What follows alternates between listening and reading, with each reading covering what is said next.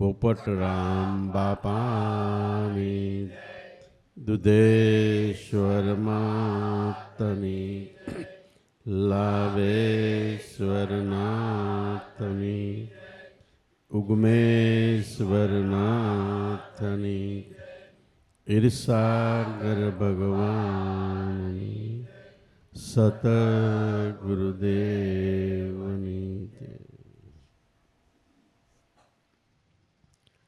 જે આપણા રામાયણ મહાભારત ભાગવત ગીતાજી પુસ્તકો લખવામાં આવેલ છે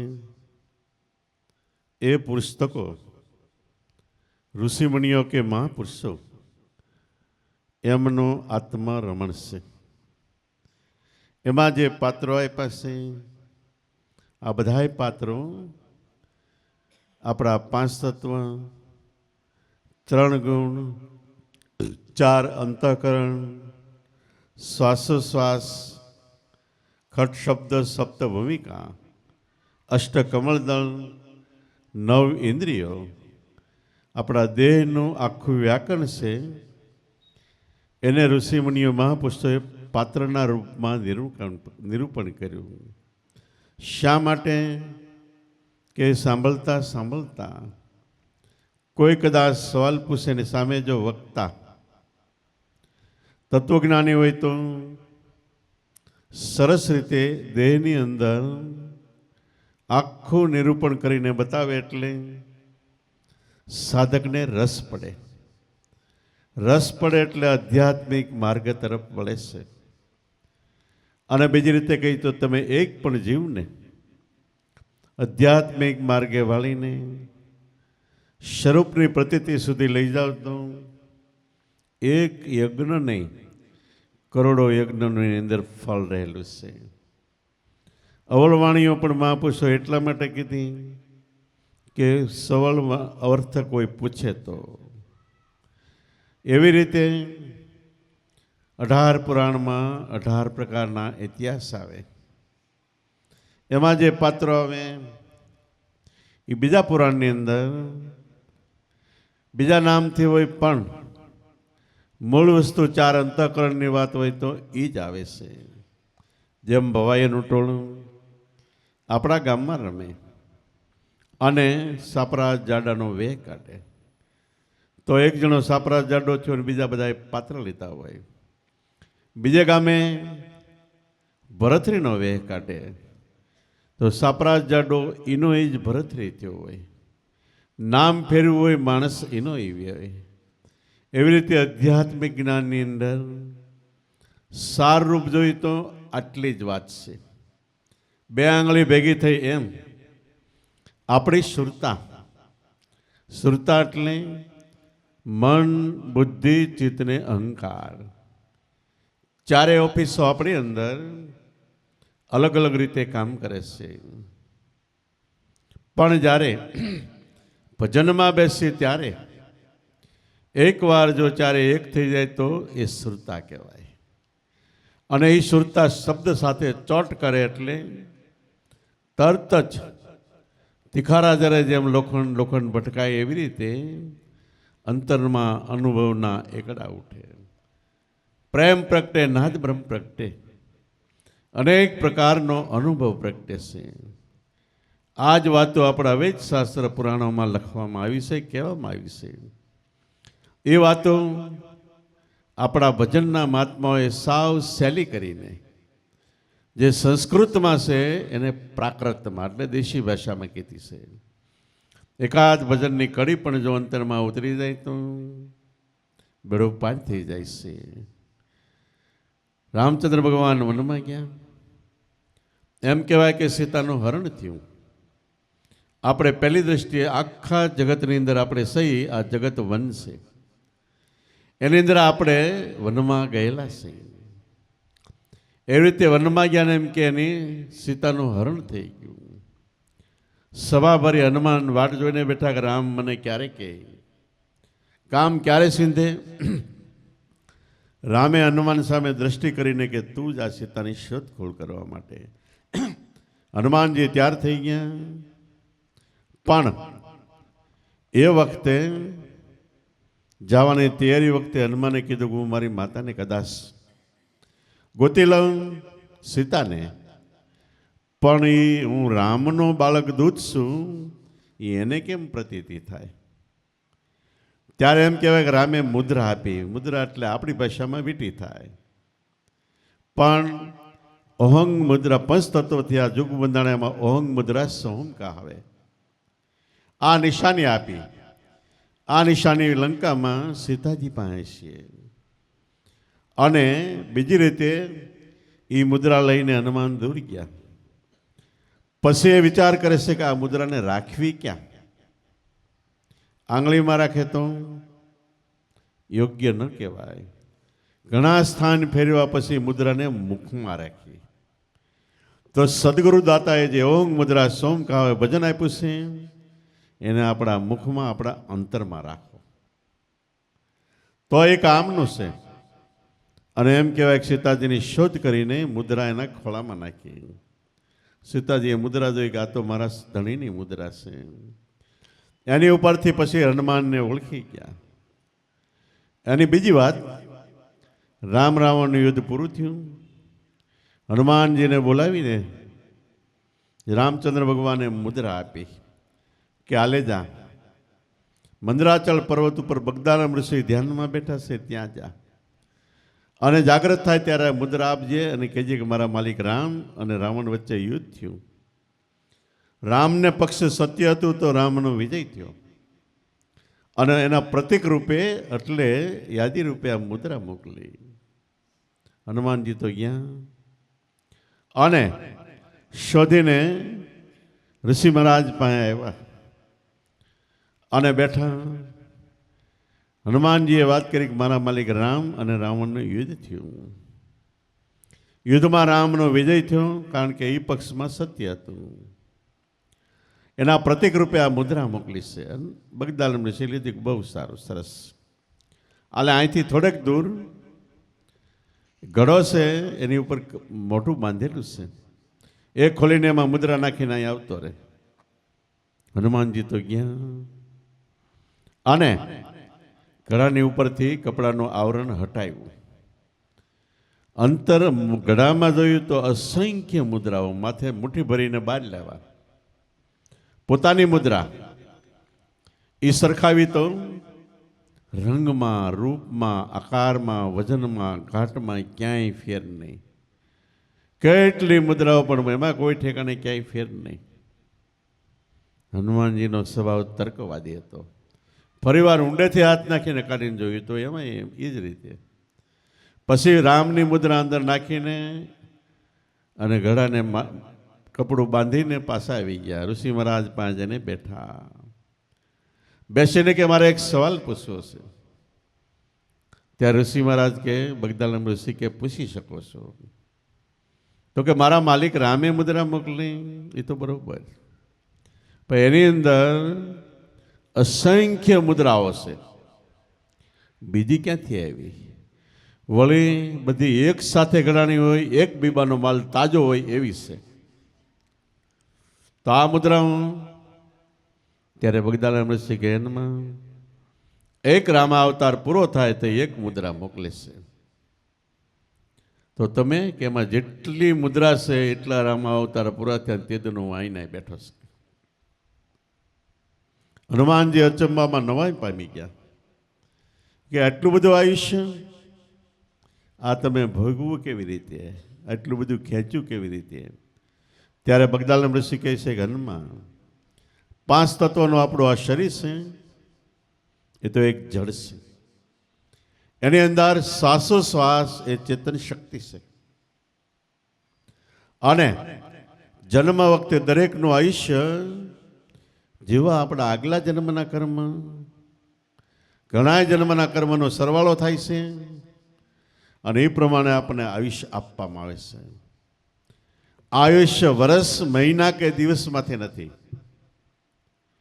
24 કલાકના 21,600 શ્વાસની ગણતરી 100 વર્ષનું આયુષ્ય હોય છે. એમાં તમે ઉદ્વેગથી, એકદમ તેજ ગતિથી કામ, ક્રોધ, મોહ, લોભ, મારામારી, કાપા કાપી કે ઉદ્યમની અંદર ઝડપભેર તમે જીવન જીવો તો 24 કલાકમાં 21,000 નહીં 42,000 થઈ જાય. તો આયુષ તમારું 50 વર્ષમાં ખલાસ થાય. અને બીજી વાત, શ્વાસોશ્વાસને ક્રશ કરો, ધીમા પાડો. પણ કેવી રીતે પડે? દડાને દબાવો તો ઉછળે, પણ શ્વાસોશ્વાસને દબાવવાના નહીં. એની અંદર સગર્ભા પ્રાણાયામ, નામ છે એના સ્મરણમાં ચિત્ત જોડો એટલે નામની શક્તિથી શ્વાસ ધીમા પડશે. ધીમા પડે એટલે ધીમા પડે ત્યારે આપણા શ્વાસ ધીમા પડે એટલે મિનિટના 15 ચાલતા હોય એ પ્રમાણેથી એમાંથી મિનિટના 6-7 ચાલશે તો આયુષ્ય ડબલ થઈ જાય. અને એ જ રીતે આપણી અંદર પૃથ્વી, વાયુ, જળ, આકાશ ને અગ્નિ 5 તત્વ ચાલે છે. જે તત્વ ચાલતું હોય એ પ્રમાણે શ્વાસની ગતિ હોય છે. 2.5 આંગળથી માંડીને 12 આંગળ ને 16 આંગળ સુધી શ્વાસ ફેંકાય છે. 12 જેટલો ફેંકાય છે એ પ્રમાણે એની ગતિ પણ હોય છે. એટલે માં પૂછતું કે બેઠત 12 ચલત 18, સુતા 30-32, મૈથુન વખતે 66 ઘટે, કેસે મિલે જગદીશા. બેઠા હોય તે 12 આંગળ સમતોલ શ્વાસ હાલે, હાલતા થાય એટલે 18 આંગળ થઈ જાય. અને નસકોરા બોલતા હોય તો 30-32 આંગળ હાલે. શ્વાસની ગતિ વધતી જાય એમ જીવન પણ ક્રશ કપાતું જાય. વધારે ઝડપથી કપાય, પણ મૈથુન માર્ગે 66 મિલાવે, જારા જીત 30-32, નેકીન રેવે એક નામ પર વો નર સોઈ રેવે નિશ્ચિંતા. સત્સંગ દ્વારા મનને સમજણમાં લઈને મૈથુન માર્ગે 66 મિલાવે, જારા 30-32. આપણા જીવનની અંદર ઊંઘની અમુક પ્રકારે જરૂર છે, પણ મોહરૂપી મહાનિંદ્રાનો ત્યાગ થઈ જાય તો 30-32 ને ક્રશ થઈને ધીમા પડે. આ બધું ક્યારે બને? નેકીન રેવે, વિશ્વાસ રાખીને એક નામ પર વો નર સોઈ રેવે નિશ્ચિંતા. નામમાં વિશ્વાસ હોય તો નિશ્ચિંતપણે સોઈ રહેશે. આયુષ ગમે એટલું જીવન જીવા, બગદાલ નરસિંહ કે એ મહત્વનું નથી, પણ કેવું જીવન જીવાય એ મહત્વનું છે. તમે કેટલું ખાધું એ મહત્વનું નહીં, ખાધા પછી એનો પાચક રસ કેટલો થયો, કેટલું એ જીરવાનું અને કેટલું આપણા શરીરને કામ લાગ્યું એ મહત્વનું છે. તો જીવન એ અન્નમાં મનુષ્ય અવતાર મળ્યો છે તે મનના ઈશ એટલે સામી થઈ જાઓ, એવી રીતે જીવન જીવવું તો શ્વાસની ગતિ પણ ધીમી થશે. અને બીજી રીતે કહી તો પંચમુદ્રાથી આ જુગ બંધાણા. 5 તત્વ પૃથ્વી, વાયુ, જળ, આકાશ ને અગ્નિ, 5 લોંદા લઈને આપણું જુગ દેહ બંધાણો છે. 5 તત્વ જળ છે, પણ એમાં ઓહં મુદ્રા સોમ કહાવે. શ્વાસોશ્વાસની ગતિ આવી એટલે 5 જળ હતા એ ચેતન બની ગયા. ત્યારે આપણા દેહમાં પરિબ્રહ્મ પરમાત્માનો વાસ થયો. ઉપર કચેરી અને નીચે બેઠક થઈ. કૃષ્ણ ભગવાનની 2 દ્વારિકા, એક બેટમાં અને એક આ બીજી પહેલી દ્વારિકા. એક ઠેકાણે રાજધાની હતી, એક ઠેકાણે એ રહેતા હતા. તો આની અંદર વહીવટ બ્રહ્માંડમાંથી થાય છે, બ્રહ્મરંધ્રમાંથી. અને એક ઠેકાણે એનું રહેવાનું સ્થળ છે નાભિપરા, જ્યાંથી શ્વાસ ઉપડે છે, જીવન આપણું ચાલે છે. કૃષ્ણચંદ્ર એવો આપણો આત્મા કહેવાય છે. એટલે 5 તત્વથી આ જુગ બંધાણા, દેહ બંધાણો, એમાં ઓહં મુદ્રા સોમ કાવે. 2નું એક ઘર થાય તો અખંડ ધૂન નિંદ્રા ન આવે. શ્વાસોશ્વાસ 2 એ થાય એટલે એક ધારી નિંદ્રા, અખંડ ધૂન થઈ જાય. આની અંદર એક ધારી ધૂન વાગે. આપણામાં જગતની અંદર મંદિરોમાં સાંજે ને સવારે આરતી કરવામાં આવે. કોઈ પૂછે છે શા માટે? કે સંધ્યા આરતી. સંધ્યા એટલે સંધિ, સંધિ એટલે એકાબીજા 2નું મિલન થાય, નામ સંધિ. સાંજે સૂર્ય એ સાંજે ચંદ્રના ઘરમાં જાય તો સંધિ થાય. સવારે ચંદ્ર સૂર્યના ઘરમાં જાય, રાત્રિ દિવસના ઘરમાં, દિવસ રાત્રિના ઘરમાં જાય. ત્યારે સંધિ થાય છે, ત્યારે આ શંખ નગારા આરતી વગાડવામાં આવે છે. એવું શા માટે? બહાર તો એક ઋષિમુનિએ ગોઠવેલું પ્રતીક છે, અને મંદિરો 5000 વર્ષથી થયા. મહાભારતની લડાઈ પછી પહેલાં નહોતા. પહેલાં આપણે જેમ આ રાહુદું ખુલ્લું જ્ઞાન છે એવી રીતનું હતું. ઋષિમુનિઓ ફરતા, 2-5 જિજ્ઞાસુ અહીંયા ઋષિ વૃંદ રસ્તા મંડળ કરતા અને આ જ્ઞાન આપતા. તો આ જ્ઞાનની અંદર મૂળ ભેદ કયો છે સંધ્યા આરતીનો? કે આપણી અંદર મિનિટના 15 શ્વાસમાં શ્વાસ, ઉશ્વાસમાં ઉશ્વાસ, શ્વાસમાં ચંદ્ર સૂર્યમાં, સૂર્ય ચંદ્રમાં પલટે છે. ત્યારે આમાં સંધિ થાય તે ઓટોમેટિક સંધ્યા આરતી થાય છે. એના પ્રતિક રૂપે જગતમાં એ આરતી મૂકવામાં આવી છે. ચંદ્ર સૂર્ય, સૂર્ય ચંદ્ર. તો અખંડ ધૂન નિંદ્રાનો આવે. મિનિટમાં 15 વખત ફેરફાર થાય તો 15 વખતમાં ધૂન એક ધારી ચાલ રહ્યું. ધૂન બજ રહી દિન અરુ રાત. આપણે હોઈ જાય પણ આ સંધ્ય અંતરમાં ચાલુ છે એટલે સંધ્યા આરતી. અનેક પ્રકારના વાદા યંત્રો જેવા આપણા કર્મ, જેવી રેણી કેણી અને જે ઠેકાણે મનનો વાસ, એ પ્રમાણે આ નાદ બ્રહ્મ ફર્યા કરે છે. ચંદ્ર સૂર્ય પણ ફરે છે. સવારથી બપોર સુધી ચંદ્ર હાલે છે, બપોરથી સાંજ સુધી સૂર્ય હાલે, સાંજથી રાત્રિના 12 સુધી ચંદ્ર હાલે, 12થી સવા સુધી સૂર્ય ચાલે. એની અંદર 12 શ્વાસે એકવાર ચંદ્ર હાલતો હોય તો સૂર્ય સાથ આપે, સૂર્ય હાલતો હોય તો ચંદ્ર સાથ આપે. અને 3 કલાકની અંદર સૂક્ષ્મના 4 શ્વાસ હાલે છે, અને રાત્રિના ચોથા પરે 4ના 8 હાલે છે. સંધ્યા આરતી વખતે પણ વધારે હાલે છે. એટલે એ વખતે મહાપુરુષો ઋષિમુનિઓ ધૂપ દીપ અગરબત્તી કરીને અંતર્મુખ થવાની ભલામણ કરે છે. છેલ્લા પહોરમાં ડબલ શ્વાસ હાલે તો એ મન એકદમ સૂક્ષ્મ થઈ જાય છે.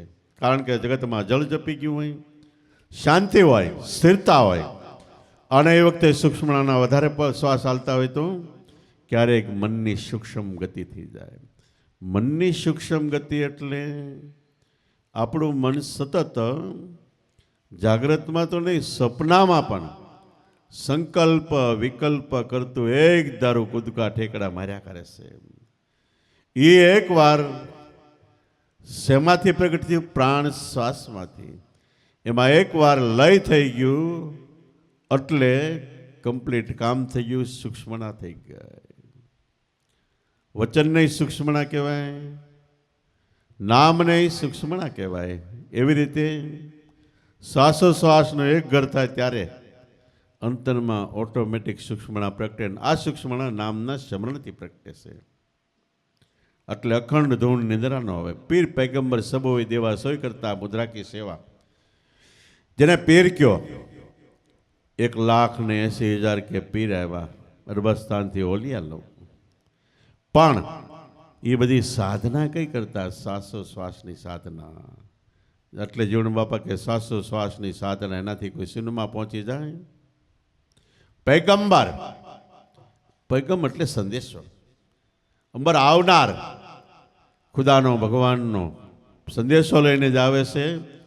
મુસલમાનમાં પૈગંબર કહેવાય ને આપણામાં સંતો મહાપુરુષો કહેવાય. પીર પૈગંબર સબોય દેવા. 33 કરોડ દેવતા થયા. એ 33 કરોડ દેવતા એ વખતમાં દેવતા કહેવાતા. અત્યારે આપણે સંતો કહીએ છીએ. 4 યુગના 33 કરોડ દેવતા થયા, અને આ પંચોરો 5મો યુગ છે. 4 યુગનું ભેગું મિક્સ સાથે વર્તમાન છે. એક યુગ ઉતરીને બીજો યુગ બેસે એટલે વચ્ચે 1200 વર્ષના ગાળામાં બધા યુગનું વર્તમાન સાથે આવી જાય એવો સમય આવે છે. એ વખતે જીવનને જાગૃત થવાની એક ઉત્તમ તક પણ મળે છે. અત્યારે પંચોરા યુગની અંદર 3 કરોડનો ઉધાર લખાયેલો છે. 33 ને 3 36 કરોડ છે. એ 36 મન મણીને ઈશા.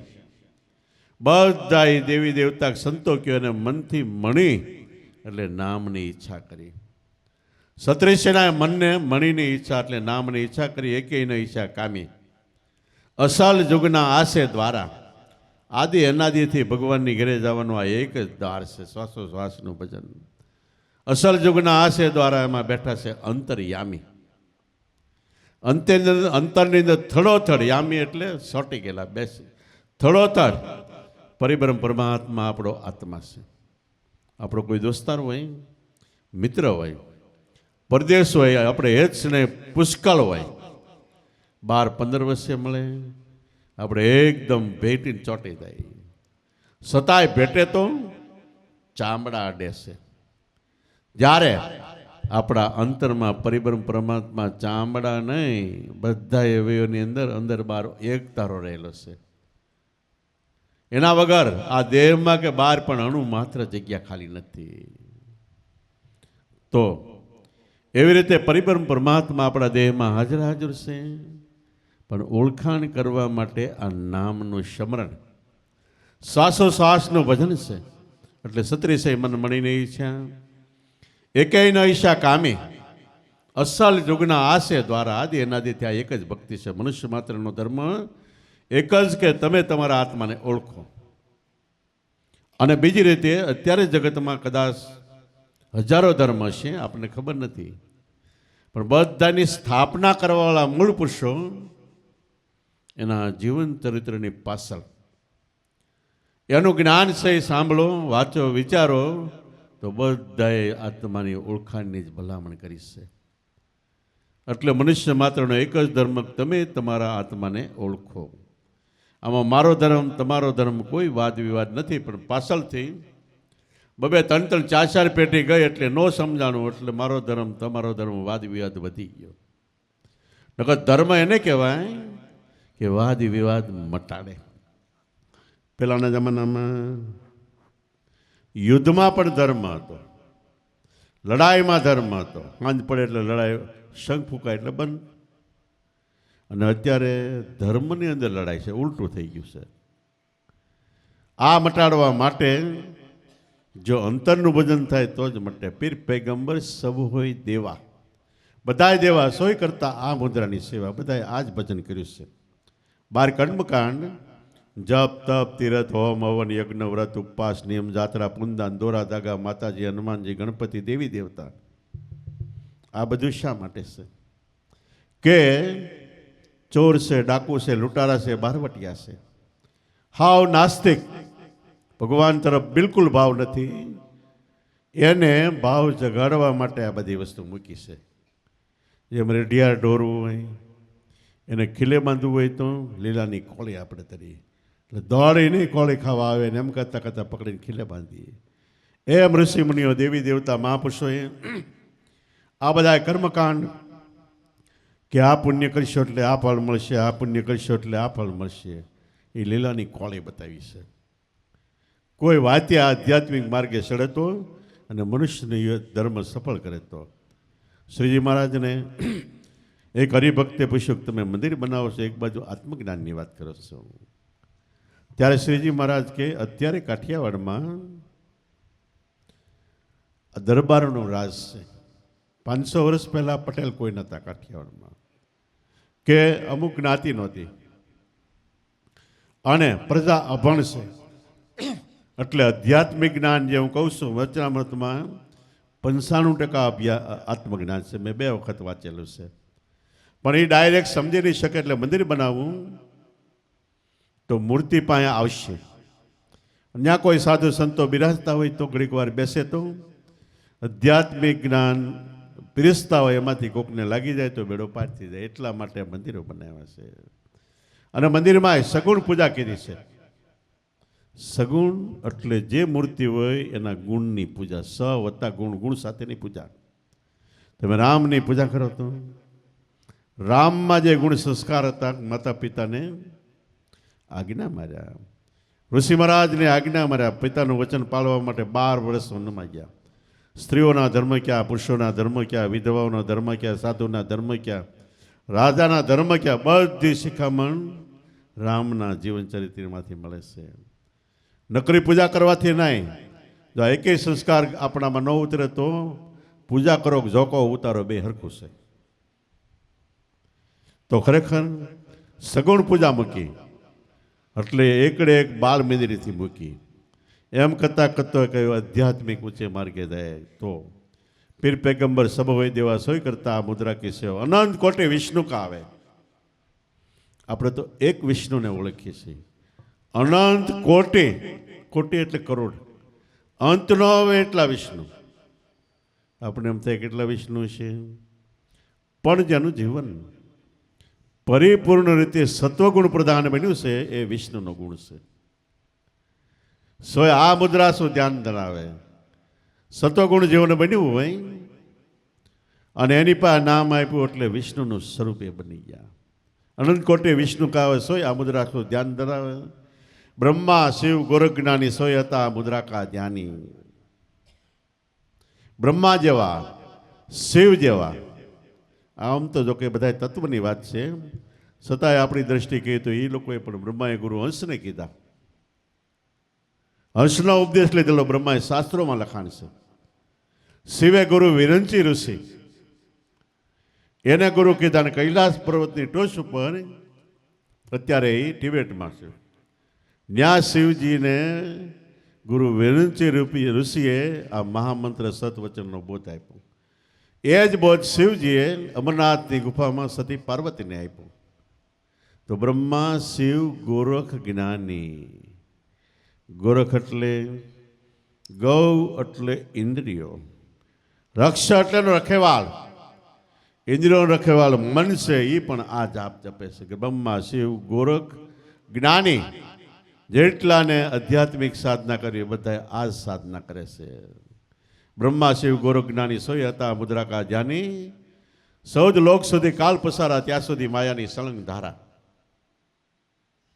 14 લોક બહાર તો આપણે કાંઈ જોયા નથી, પણ આપણી અંદર 10 ઇન્દ્રિયો, 2 કાન 2 આંખ નાક મોઢું ગુદા ઉભરીસો અને પ્રાણ અને મન બુદ્ધિ ચિત્ત અહંકાર, 14 ઇન્દ્રિયોમાં ગમે એ પ્રકારની તમે ભક્તિ કરો, પૂજા પાઠ કરો, મોઢેથી રામ રામ બોલો, કાનથી ધૂન સાંભળો, ગમે એ કરો ત્યાં સુધી કાળ આંબી જાય છે.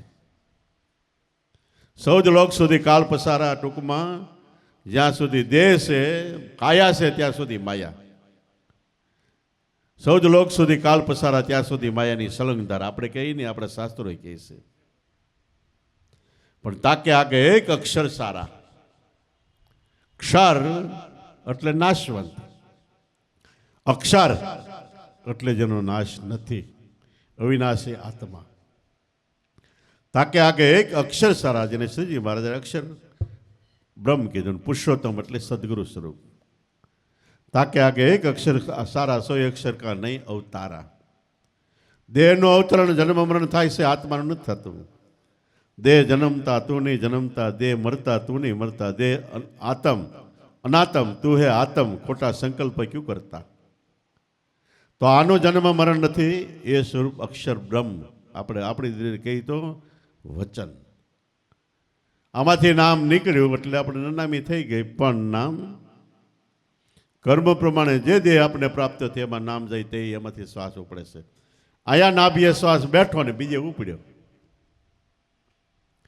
100 અક્ષર કા નહીં અવતારા, નામનો અવતરણ નથી. જો એમાં મન રાખી દીધું તો આપણે જન્મ મરણ નથી.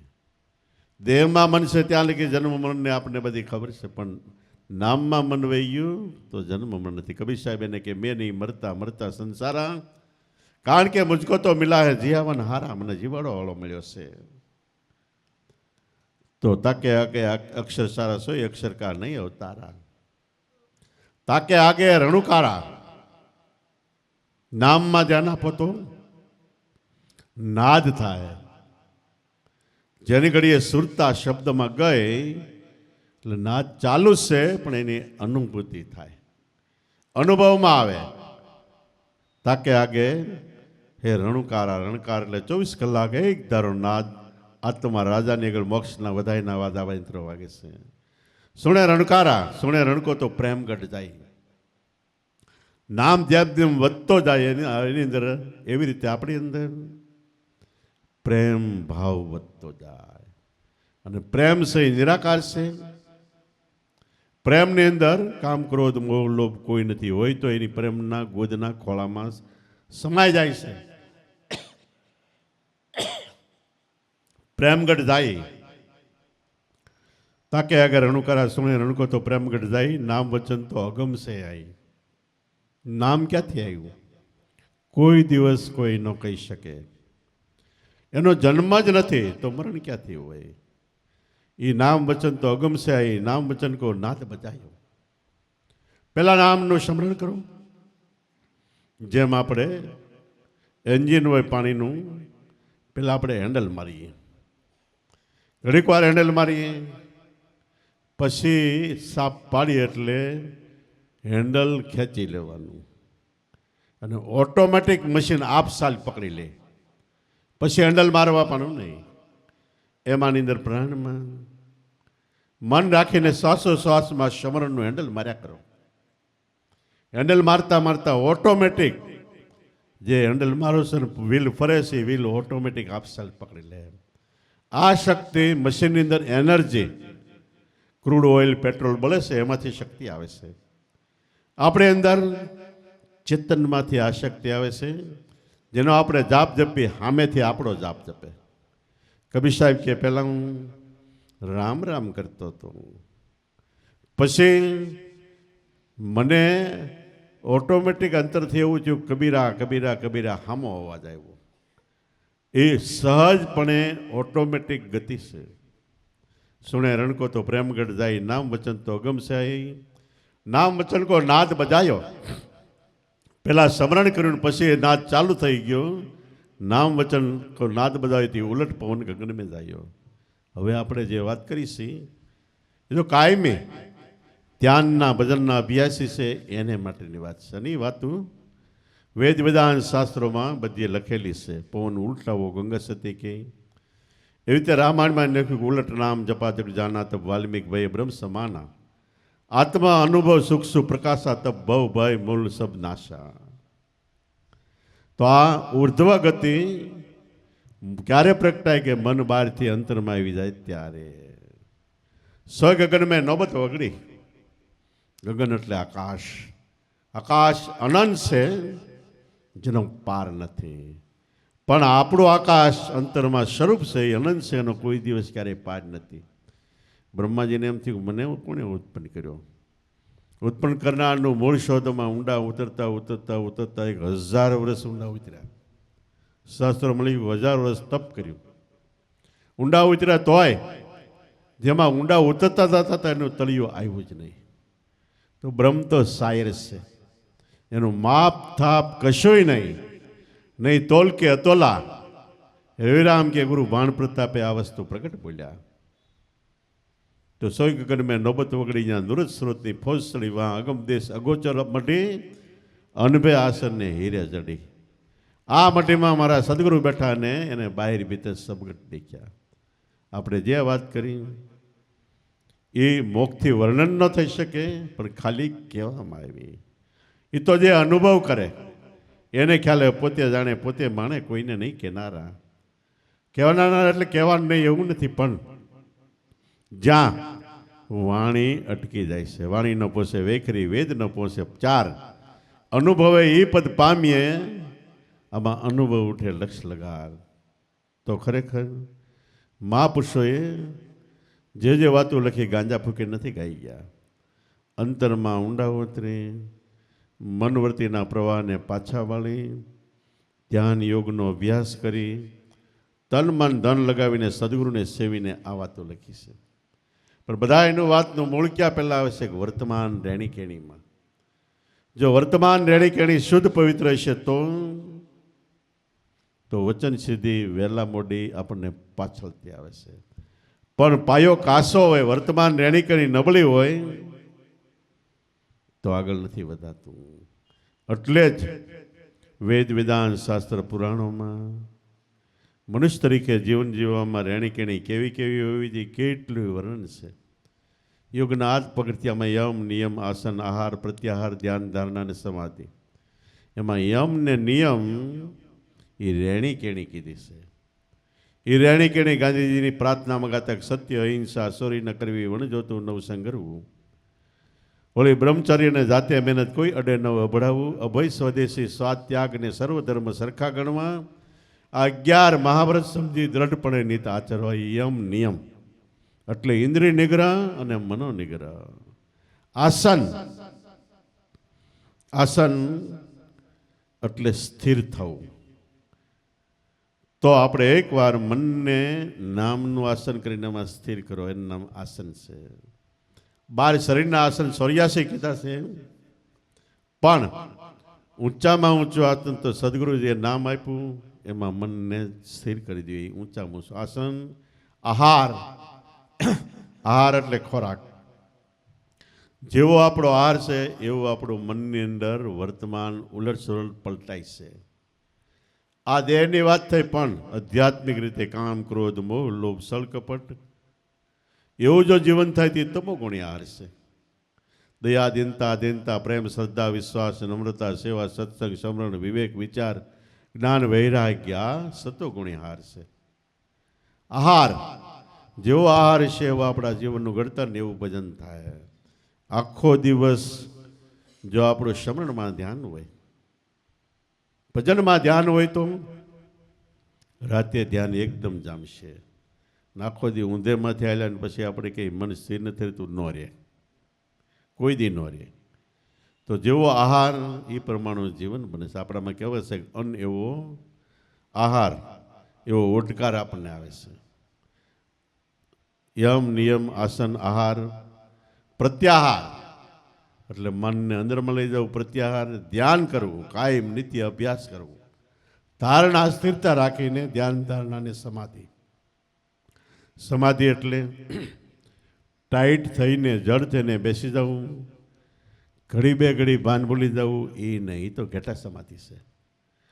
પણ સદગુરુએ જે નામ આપ્યું, સદગુરુએ જે સમજણ આપી, એમાં તમારા મનને સમાવો, એનું નામ સમાધિ. સદગુરુ દાતાએ જે સાધના આપી એને સારી રીતે સાધો, એનું નામ સમાધિ. સમાધિમાં હું જ ન રહે, એનું નામ સમાધિ. સમાધિ વખતે મન નથી, કેવળ સ્વરૂપ આત્મા ચેતન બ્રહ્મ છે, આ સમાધિ.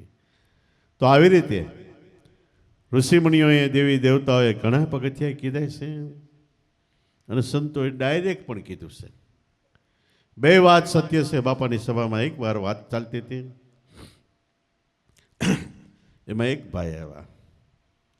બાપાએ આ યોગની વાત થોડીક કીધી. એ ભાઈ કે પણ આમાં ખટશક્ર વેદવા પડે, આ કરવું પડે, તે કરવું પડે. બાપા કે તમારી વાત સાચી છે, પણ અહીંયા આપણે આકડિયા બેઠા અમદાવાદ જવું પડે તો હાલીને જાય એટલે એને કેટલાય શહેર આવે, નદી નાળા પર્વતો કેટલું આવે. સાયકલ લઈને જાય તો ઓછો આવે અને સમય ઓછો થાય. મોટર ગાડીમાં જાય તો 3-4 કલાકે જાય. કેટલાય મુસાફર એવા છે પ્લેનમાં બેહીને જાય, એને કાંઈ નથી આવતું. કે તો આંબે કેરી પાકે, કીડીને કેરી ખાવાની ઈચ્છા થાય તો સુગંધે જાય ખરી. ઝાડનું થળિયું ગોતી ગોતીને ડાળીને પ્રડાળીને આમ કરતાં કરતાં કેરીના ફળ સુધી પહોંચે, કેટલોય સમય જાય. વચ્ચે પવન આવ્યું, કોઈનો પગ પડ્યો તો મરી પણ જાય, એઠી પડી જાય. પણ પક્ષીને કંઈ વાલ લાગે, એ તો સીધું ફળ ઉપર બેસી જાય. એમ ધ્યાન માર્ગમાં પપિયલ, મીન અને વિહંગ. પપિયલ એટલે કીડી માર્ગ, મીન એટલે માછલી માર્ગ, વિહંગ એટલે પક્ષીનો માર્ગ, જેને ગીતામાં કૃષ્ણ ભગવાને કર્મયોગ, ભક્તિયોગ અને જ્ઞાનયોગ કીધો છે. કર્મયોગની અંદર કર્મકાંડ, નવધા ભક્તિ, પૂજા પાઠ, યજ્ઞ યાગાદિ, વ્રત ઉપવાસ, નિયમ, એ જ માર્ગ છે. અને ભક્તિયોગની અનન્ય પ્રેમથી તમારે ધ્યાનની મૂર્તિને તનમન ધન લગાવીને સેવા કરવું, એ ભક્તિયોગ છે. અને ધ્યાન યોગ એવામાં આપો છો, એ શ્વાસોશ્વાસનું ભજન બતાવ્યું એનું ધ્યાન કરવું, એ ધ્યાન યોગ છે. ટોસે જાતા ત્રણે એક છે, પણ જેવું આપણું રેણી કેણી જીવન છે એ પ્રમાણે યોગ છે. ત્રણે એક થાય તે મહાયોગ કહેવાય છે. એને બાપા એક વાણીમાં કીધું કે મહાયોગ બતાવ્યા મેરા સદગુરુને, મહાયોગ બતાવ્યા. તો આપણને ત્રણે યોગ મળ્યા છે. કરવાની ઈચ્છા થાય કર્મકાંડની તો કર સદગુરુ કે સેવ, તન મન ધન લગાવીને ઓર સબ જૂઠી બાજી, અને સેવા કરતા કરતા સેવાનો યોગ પાકે એટલે ભક્તિ યોગ સિદ્ધ થયો આપણો. અને જ્ઞાન યોગ, શ્વાસોશ્વાસનું સ્મરણ કરો, એ જ્ઞાન યોગ છે. ત્રણેય યોગ છેલ્લે એક જ છે. અને યોગનો અર્થ બે વસ્તુ ભેગી થવી. વિયોગ એટલે બે વસ્તુ જુદી પડે, યોગ એટલે બે વસ્તુ ભેગી થાય. કરોડો જન્મથી આપણો મનવો, આપણો જીવડો આત્માથી જુદો પડ્યો છે, એટલે બે વચ્ચે વિયોગ અંતર છે. સમર્થ સદગુરુ મળે તો એ વિયોગ ભાંગી નાખે અને યોગ કરાવી દે, એને કહેવાય યોગ. યોગને નામે અત્યારે કેટલાય ફંક્શનો થાય છે, શિબિરો થાય છે, પણ એ ક્યાં સુધી છે? આપણે આટલી સભામાં હું બોલું છું, હું બોલતો બંધ થાવ, બહારથી કોઈ માણસ આવે કે અહીંયા શૂન્યકાર હતો. બોલતા બંધ થાય પહેલું શૂન્ય છે, તોય કાન સાંભળે છે, અમુક ઇન્દ્રિયો કામ કરે છે. બધી ઇન્દ્રિય બંધ થાય બીજું શૂન્ય છે. બધી ઇન્દ્રિય બંધ થઈ જાય, કાનમાં ડાટા મારી જો આખી વીસી જાઉં, તોય આપણું મન તો ઠેકડા મારે છે. મન ઠેકડા મારતું બંધ થાય એ ત્રીજું શૂન્ય છે. જોકે કઠણ છે, છતાંય સાધ્ય થાય છે.